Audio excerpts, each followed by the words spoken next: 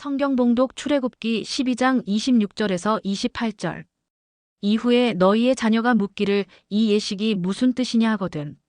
너희는 이르기를 이는 여호와의 유월절 제사라. 여호와께서 애굽 사람에게 재앙을 내리실 때에 애굽에 있는 이스라엘 자손의 집을 넘으사 우리의 집을 구원하셨느니라 하라 하매 백성이 머리 숙여 경배하니라. 이스라엘 자손이 물러가서 그대로 행하되 여호와께서 모세와 아론에게 명령하신 대로 행하니라. 우리 원래는 우리나라가 건국은 77주년이 되고요. 우리나라 일본에서 해방된 이 광복절은 80주년을 맞이하는 뜻있는 해입니다. 88과 77 아주 굉장히 성경엔 7자가 들어가는 거는 안전수로 이렇게 나와 있어요. 참 88 또 우리 77 생각하면서 오늘 저는 본문 말씀 중심으로 유월절과 광복절에 기억합시다. 그 유월절에 대해서도 자꾸 잊어버리는 성도들이 많고 광복절에 대해서도 그 뜻깊은 광복절의 의미를 모르는 젊은이들이 지금도 많이 있다는 거죠. 그 교회마다 목사님들이 3.1절이 되면 3.1 운동에 대한 말씀을 좀 강단에서 전해주고 또 유교가 되면 유교가 얼마나 우리의 희생이 컸다는 것을 전하는 말씀을 전하고 이 광복절이 되면은 광복의 뜻깊은 광복의 역사, 이 이스라엘의 역사, 우리나라의 역사는 비슷한 게 참 많아요, 보면은. 이런 말씀을 좀 강단에서 많이 선포해서 성도들을 깨우쳐주고 또 성도들의 입을 통해 전달되어 사회를 깨우치는 그런 일을 감당해야 되는데 오늘날 참 이 절기 때 설교가 목사님 많이 없어요. 너무나 마음이 아파요.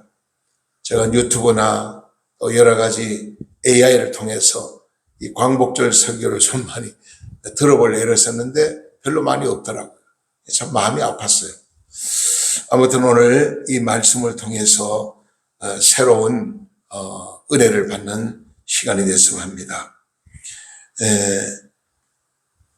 우리나라와 이스라엘은요 비슷한 사건이 너무나 많아요. 성경 69권 전체를 이렇게 살펴보고 우리나라의 역사를 살펴보면은 비슷한 내용이 너무나 많거든요. 성경에는 없지만은 우리 국가적으로 대통령이 돼가지고 내가 대통령이 되면은 나라를 하나님께 바치겠습니다. 선포한 대통령이 있어요. 우리나라는 최근에는 이 서울시장으로 있던 이명박 대통령이 서울시장에 있을 때 내가 서울시장이 되면은 서울시를 하나님께 바치겠습니다. 선포해가지고 굉장히 말이 많은 적이 있었어요. 그분이 이제 그래가지고 하나님 은혜로 대통령이 되어서 나라를 우리나라에 지금은 뭐 말들 많지만요 앞으로 한 세대 지나면은 아마 4대강 개발에는 이거 엄청나게 우리나라에 유익을 주고 대단한 참 꼭 필요한 이 4대강 개발이었다. 이걸 아마 젊은이들도 많이 앞으로 깨닫게 될 거예요. 이번에요 우리나라 대홍수가 우리나라 역사 이래 100살 넘은 어르신들도 이런 거 처음 봤다는 겁니다. 이렇게 비가 갑자기 많이 쏟아져가지고 이런 홍수로 피해본 처음이라는 거예요. 여러분, 그러나 4대강 개발된 지역은 전혀 피해가 없어요. 비가 그렇게 많이 왔는데도. 과거 같으면 어떻게 됩니까? 홍수가 나면 강가에 사는 다 피신 가야 돼요. 다 덮쳐가지고 집이 다 잠기고 다 무너지고 소가 막 다 강에 떠내려가고 사람이 떠내려가고 이런 피해가 많았는데 그래 뭐랍니까? 8월달 7월 되면은 국가적으로 수해 의원금을 거뒀잖아요. 그 강가에 사는 피해민들을 수해민들을 이제 돕기 위해서 지금 4대강을 개발하고부터는 그게 없어졌어요. 저는 가끔 낙동강가에 잘 가보는데 그 얼마나 강가에 사는 분이 감사합니다. 이명박 대통령에 너무 감사를 쳤더라고요. 4대강이 없었더라면, 낙동강 개발이 없었더라면 해마다 비만 오면 불안하고 피신 가야 되는데 지금까지 그런 게 없다는 겁니다. 얼마나 감사해요. 오늘 우리가 하나님 앞에 보면은 그런 어떤 대통령이 내가 대통령 되면 나라를 하나님께 바치겠다고 선포했느냐. 전 미국의 대통령 조지 워싱턴 대통령이 선포했어요. 내가 대통령 되면 나라를 하나님께, 미국을 하나님께 바치겠다. 그 후로 미국은 대통령 취임식 할 때마다 성경책을 올려놓고 목사님의 축복 기도를 받고 성경대로란 정책에도 선서를 합니다. 그게 오늘 미국 아닙니까? 또 우리나라의 이승만 대통령이요, 대통령 되기 전에 내가 만약 대통령 되면 대한민국을 하나님께 바치겠다 선포하며, 그러면서 국회가 개원됐는데 국회가 개원 시작하기 전에 목사님의 축복 기도를 받고 국회가 열렸어요. 초대.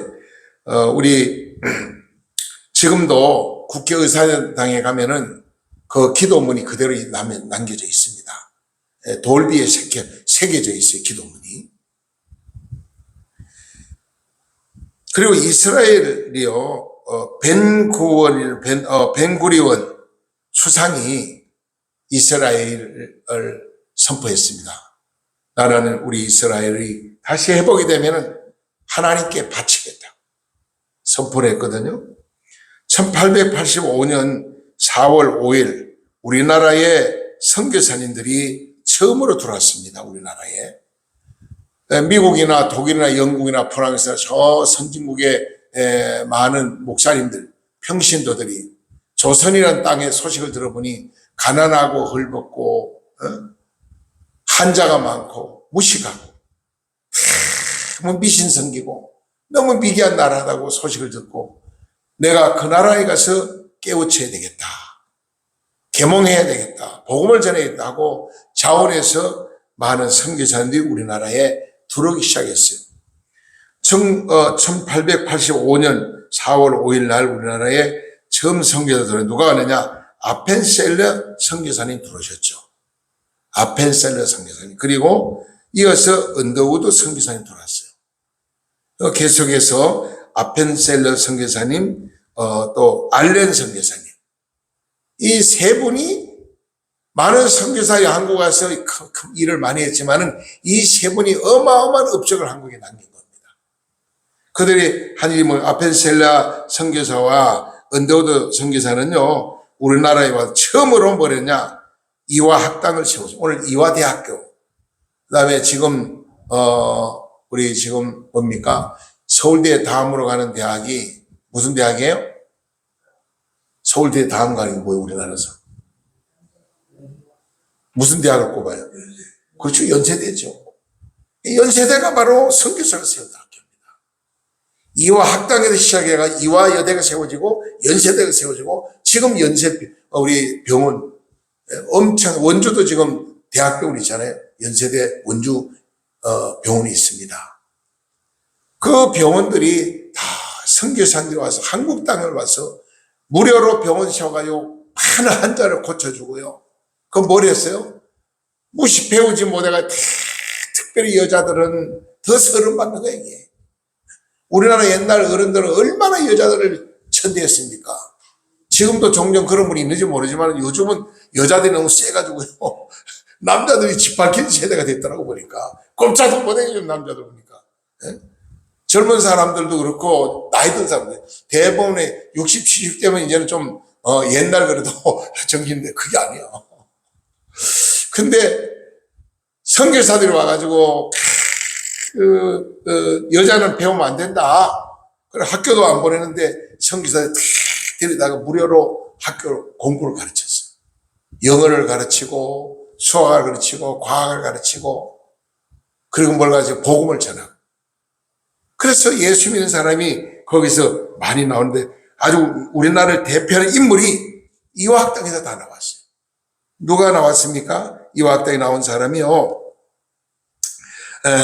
이승만 대통령이 거기 나왔어요. 이승만 대통령이. 그럼 누가 나왔습니까? 서재필, 안중근 의사, 유관순, 그리고 김구 선생, 안창욱 선생님, 남궁역 선생님, 김주식 등 많은 인물들이 거기서 나왔어요. 이분들이 전혀 배우기 전에는 아무것도 몰랐는데 지식을 깨우치고 나니까 눈이 열린 겁니다. 거기다가 복음에서 예수 그리스도를 구주로 영접하여 영안이 열리니까 세계를 보는 눈이 열렸고 미래를 보는 눈이 열렸어요. 그들이 열심히 공부해가지고 참 사회에 기여하는 일들을 많이 했죠. 근데 선교사님 돌아가 병원 지어가지고 이제 우리나라는 그때 한의사밖에 한의사 뭐예요? 한의사들은 침 놓고 뜸 뜨고 맥 보고 하는데 배를 갈라가 뭐 급성 맹장이라든지 암이라는 거 고칠 수가 없잖아요. 급성 맹장은 빨리 배를 째가 치료를 해야 되는데 못하잖아. 근데 많은 이제 성교사님 병원 세워가지고 환자들 그냥 배를 갈라가 수술을 해서 환자 고치고 하니까 야, 코 크고 눈 새파른 저놈들은 뭐냐, 배째가 간 내먹는 나쁜 놈들이라고. 그래가지고 막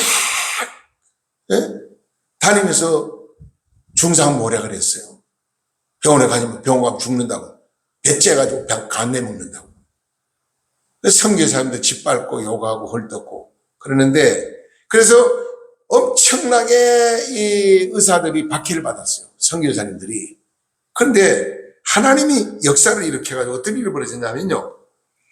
고종왕 때 민비의 친척 중에 한 사람이 민연관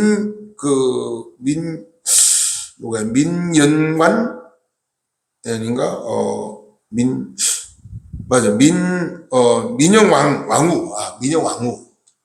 민영왕후가요, 전쟁터에서 잡혀가지고 칼에 찔려가지고 온 몸이 그냥 찔려서 전신이 다 상처투성인데 다 죽어가는 거예요. 그런데 한의사가 고칠 길이 없잖아. 대장, 내장 할 것이 막 다 파괴되고 다 찔려가지고 다 죽어가는 거예요. 근데 마지막 주관이 어째서 살려야 되니까. 그래서 민영왕후를 선교사님 병원에 데려갔어요. 가가지고 선교사님이 잘 치료가 살려줬어. 그러니까 역시인데 고종왕이 야, 저 코 크고 눈 새파른 저 사람들은 배 가르고 사람 잡아먹는 게 아니고 간 내먹는 게 아니고 우리나라에 있는 한의사가 못 고치는 병을 다 고친다. 그러니까 선교사들을 박해하면은 음벌로 처한다. 선교사들 마음대로 활동하도록 다 국가 전체적으로 행정기관에 도와야 된다. 선포를 했어요.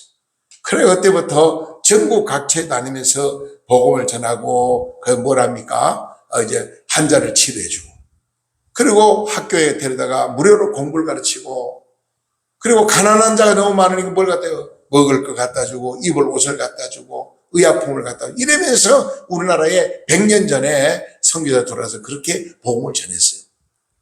곳곳에 마을마다 다니는 교회를 세우고, 병원을 세우고, 학교를 세우고. 여러분, 우리나라 선교사들이 희생이 없으면요, 지금 대한민국이 이렇게 발전할 수가 없었어요. 이건 하나님의 역사죠, 완전히. 사실 우리나라는 빚진 나라.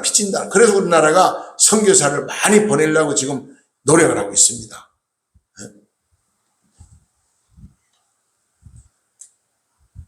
하나님은 그때마다요, 하나님이 위기 때 하나님이 우리를 도우셔요.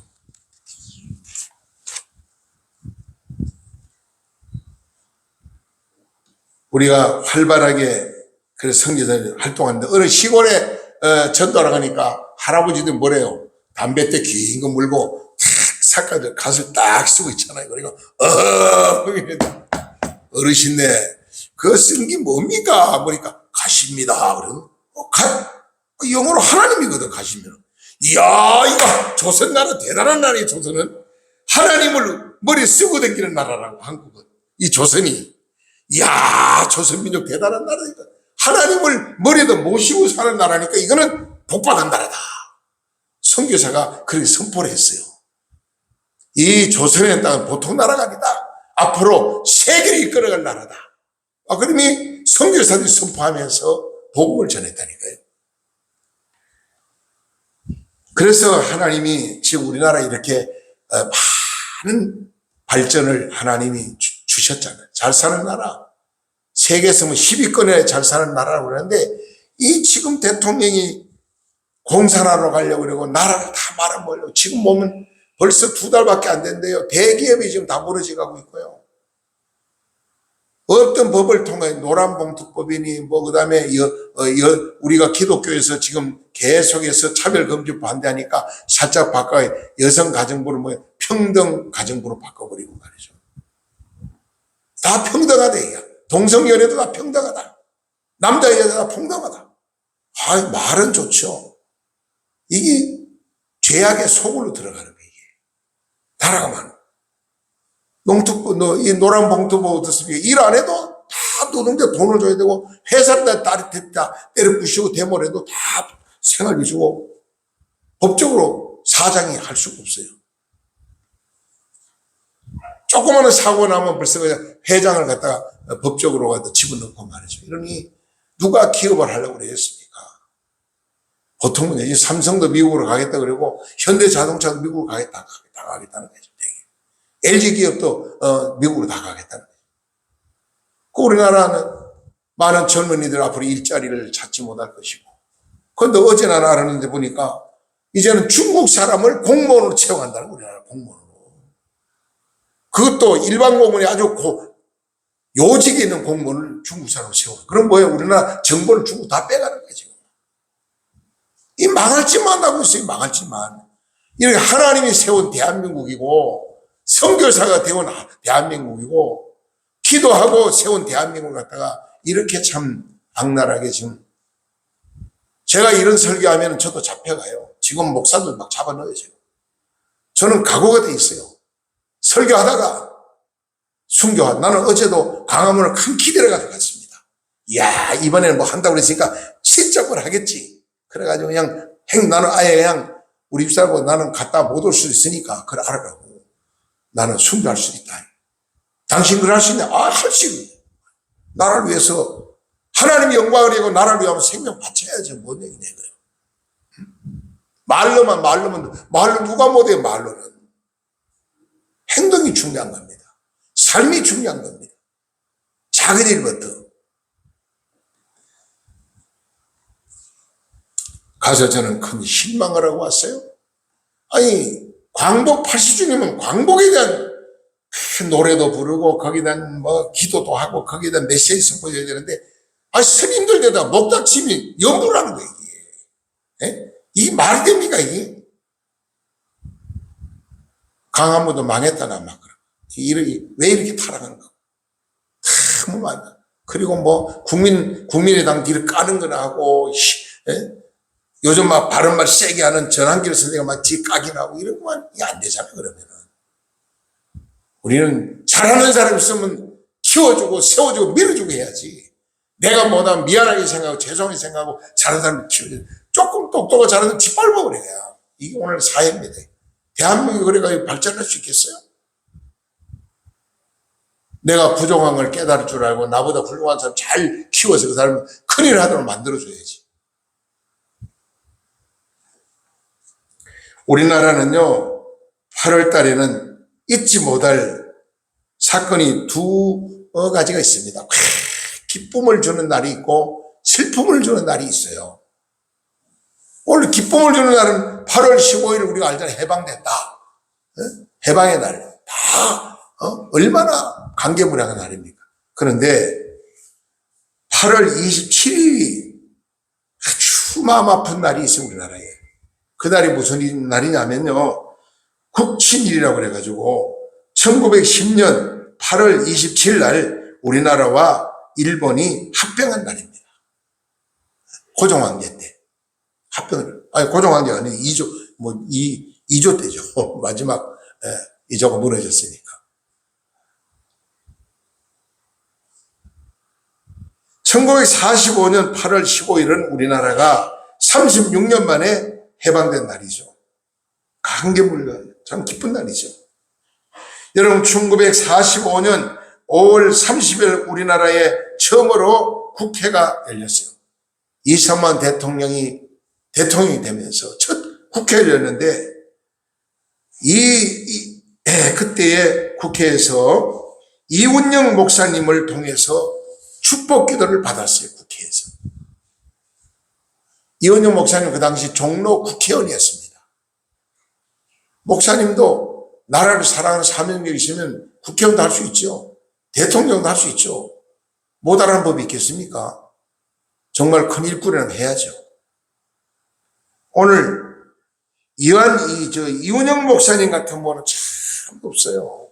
너무 희생적인 목사님이었습니다. 나라를 위해서, 영혼 구원을 위해서 얼마나 헌신했는지 모릅니다. 이운영 목사님이 기도한 그 기도 내용은 지금도 국회의사당에 기도가 그대로 남아 있습니다. 우리나라의 두 가지 자랑할 게 있어요.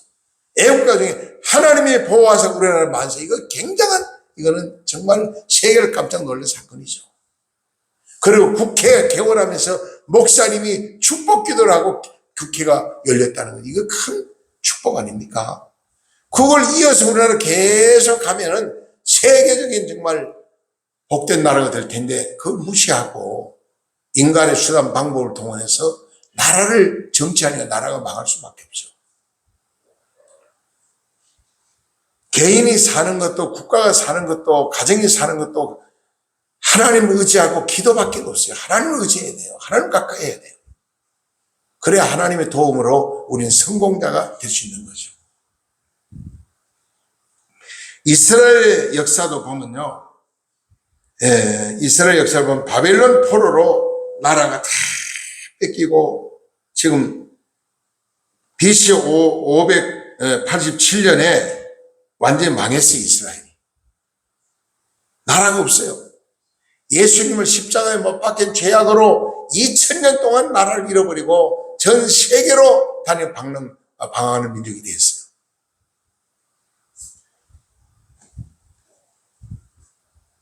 AD 70년 5월 9일 날 로마에서 완전 또 점령을 당하고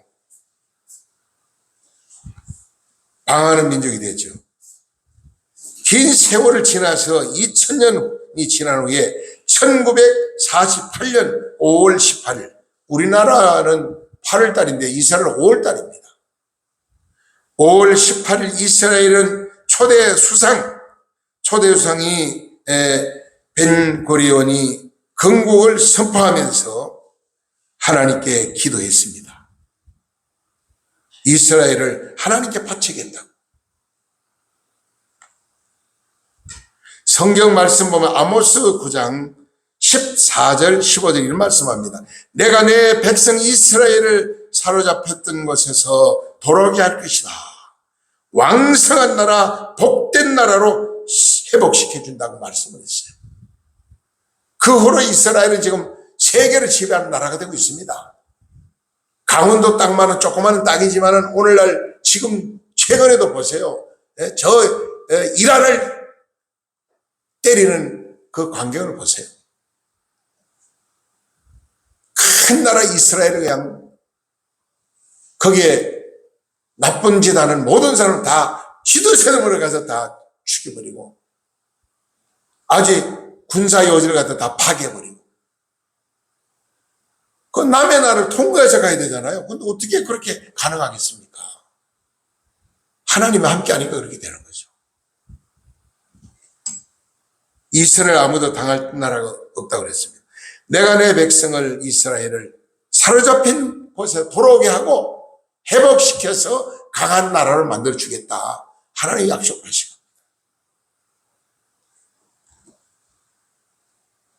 타국에서 어디로 가든지 백성들이 하나님이 함께 도와주는 민족은 반드시 성공자가 됩니다. 이스라엘의 해방은 꿈도 꿀 수 없었어요. 시편 137편에 보면은 우리나라도 마찬가지입니다. 여러분, 우리나라 일제 36년 동안 완전히 잡혀가지고 꼼짝 못했어요. 말도 한 마음대로 못했어요. 행동도 마음대로 못했어요. 그러나 곳곳에 독립운동하는 많은 분들과 기도하는 많은 목사님 성도를 통해서 하나님 미국을 통하여 그냥 핵폭을 하는 일본에 떨어뜨리니까 그 완악한 천황이 항복을 손을 들었잖아요. 언제 하나님이 어느 나라를 통해 하나님을 어떻게 사용할지 우리는 모릅니다. 하나님은 기도하고 믿음으로 나가야 됩니다.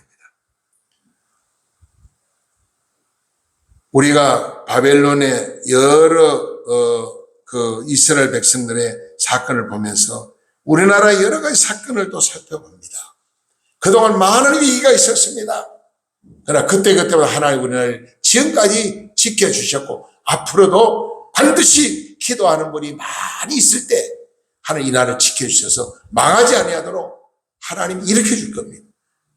그럼 우리는 비전과 꿈을 가지고 나가야 돼요. 틀렸다, 망했다, 안 된다, 끝났다.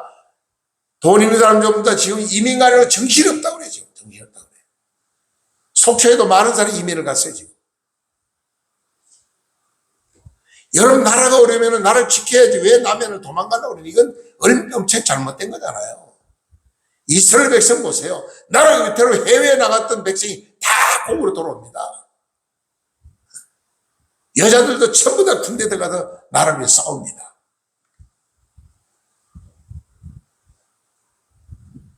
당시 우리나라는 정말 참 비참했습니다. 그 당시 우리나라 부르던 노래가 서름에 마치 노래를 얼마나 많이 불렀어요. 이런 노래를 부르면 쫓겨다녔어요. 우리나라와 일본 일제시대 때에 많이 불렀던 노래, 울 밑에 봉숭아 핀 그런 노래 많이 불렀고, 그 다음에 두만강에 대한 노래, 두만강 푸른 노래, 노전노전 그런 노래 불렀고, 그 다음에 뭘 많이 불렀습니까? 타양살이 몇 해든가. 여러분, 이런 서름 속에 노래를 부르면서 나라가 회복되기를 바랬어요. 시베리아, 만주, 중국 등으로 쫓겨다니면서 독립운동을 하고, 이스라엘이 애굽에서 독립한 것처럼 이스라엘 어떻게 독립됐습니까? 성경에 보면 이런 말 합니다. 이스라엘 백성이 요셉을 아주 세왕이 나가지고 이스라엘을 괴롭힙니다. 너무 힘드니까 하나님 딱 탄식하며 눈물로 하나님께 기도했다고 그랬어요. 출애굽기에 보면은 출애굽기 우리 두 군데 보면 이런 내용이 나옵니다. 2장 23절 25절에 나오고, 그 다음에 12장 26절 28절에도 또 광복절, 우리나라 광복절과 같은 그런 상. 우리 이스라엘은 바로 하나님께서 멸망 직전에 있는 그때 10가지 재앙을 내려서 바로왕을 거꾸로 때리는데 마지막 재앙 낼 때 장자를 다 죽이는 재앙 아닙니까? 그때 이스라엘 백성 가정에는 경고했어요. 다 양을 잡고 문수대 피를 발라놓으면 그 피를 바른 자는 죽음의 사자가 통과한다. 그건 오늘날 이 시대는 뭐냐, 영적으로 보면 예수 그리스도의 피가 우리에게 뿌려진 자, 예수 그리스도의 보혈로 죄 사함 받고 구원받을 수 있다는 걸 우리에게 말씀하고 있습니다. 예수 그리스도의 피는 어떤 피입니까? 새 언약의 피입니다. 네? 마태복음 28장 28절에 보니까 이것을 죄 사함을 얻게 하는 많은 사람을 위한 예수의 언약의 피다 그랬어요. 예수의 언약의 피. 그리고 우리를 죄에서 사해주는 피라고 말합니다. 히브리서 9장 22절에 이런 말합니다. 피 흘림이 없이는 사심이 없느니라고 말하고 있어요. 십자가에서 죄인을 구원하는 보혈의 피입니다. 흠과 티가 없는 예수의 보혈의 피. 예수님의 피는 흠과 티가 없는 깨끗한 보혈의 피입니다. 그래서 우리를 죄인을 구원하는 예수 그리스도의 피, 화목케 하는 예수 그리스도의 보혈의 피, 승리하게 하는 예수의 보혈의 피, 영생을 주는 영원한 생명의 보혈의 피다. 그래서 예수님의 보혈의 피를 마음에 양심에 뿌리는 자는 어떤 죄악과 고난이 와도 다 일어날 수 있다. 하나님 지켜준다 그랬어요. 말씀을 마치려고 합니다. 이제는 일어나라, 빛을 발하라. 성경은 말합니다. 이사야 60장 1절, 15절, 2절, 20절에 일어나라고 말씀합니다. 주저앉지 말고 낙심하지 말고 좌절하지 말고 주님을 의지하고 일어나라는 겁니다. 절망 속에서. 그리고 말씀합니다. 강국으로 만들어 주겠다고 약속을 합니다. 이사야 60장 21절에 하나님이 강한 나라로 만들어 준다 약속을 하고 있어요. 두려워하지 말라, 낙심하지 말라, 강한 나라로 하나님 만들어 줘요. 이스라엘이 애굽에서 450년 동안 나라를 잃어버리고 살다가 해방이 됐어요. 모세를 통해서. 우리나라 미국을 통해서 해방이 됐죠.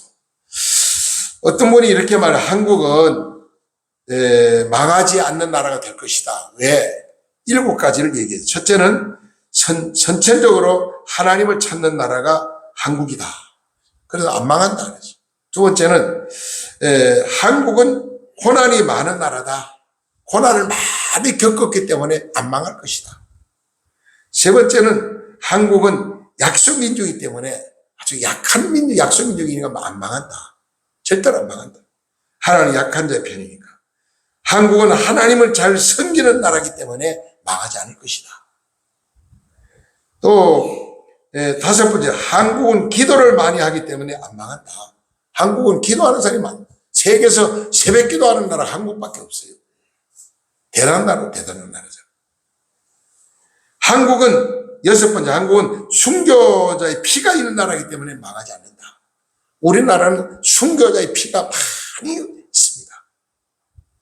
우리나라 2조 말령 초대 선교사들이 순교당했고요.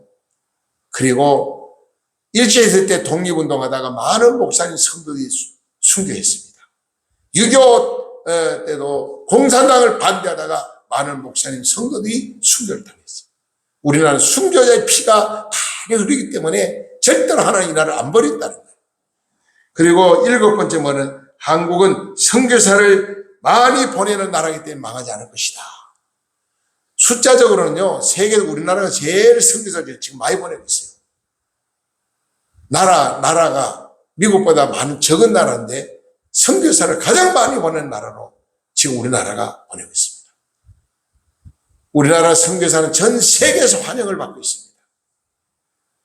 그러므로 저와 여러분들은 날마다 예수의 보혈의 피로 죄 씻음 받고 오직 예수 그리스도를 의지하고 십자가 던지는 분들 날마다 깨어 기도하면서 절망하지 말고 희망과 꿈을 가지고 힘있게 달려가는 승리가 되기를 주님으로 간절히 부탁드립니다. 기도드리겠습니다. 사랑과 은혜가 풍성하신 거룩하신 하나님 아버지 감사합니다. 오늘도 부족하고 연약한 종이 하나님의 귀한 말씀을 선포했습니다. 이 말씀을 통해서 우리 삶이 더 새로워지게 하시고 주님을 더 기쁘게 하는 삶이 되기를 원합니다. 마지막 때에 깨어있는 자가 되게 하시고 성령 충만한 자가 되게 하여 주시옵소서. 예수님 이름으로 감사하며 간절히 축복하며 기도드리옵나이다. 아멘.